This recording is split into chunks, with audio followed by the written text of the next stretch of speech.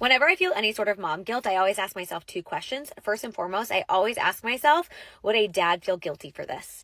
And I will tell you 9 times out of 10, the answer is no. And that often helps me and I no longer feel guilty. And for context, like I'm thinking about this because tonight I am headed to dinner with my girlfriends and I do that like once a week. It's not a big deal, but I actually went to dinner last night with girlfriends, a different group of friends. And so I was feeling guilty about missing dinner and bedtime 2 nights in a row. And then I stopped and I asked myself, would a dad feel guilty about this? Probably not. Would a dad feel guilty for golfing all day Saturday and Sunday? Probably not. And so I'm not going to feel guilty about this. But when I don't ask myself that question, I have a second question I ask myself to make myself feel better. I will ask myself, Paige, do you actually feel guilty about this thing? Whether it's going to a workout class instead of taking my kids to the playground, for example. Do you actually feel guilty about this?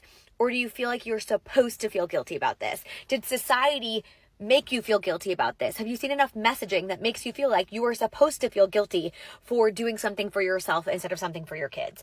And usually asking one of those two questions helps me not feel guilty anymore.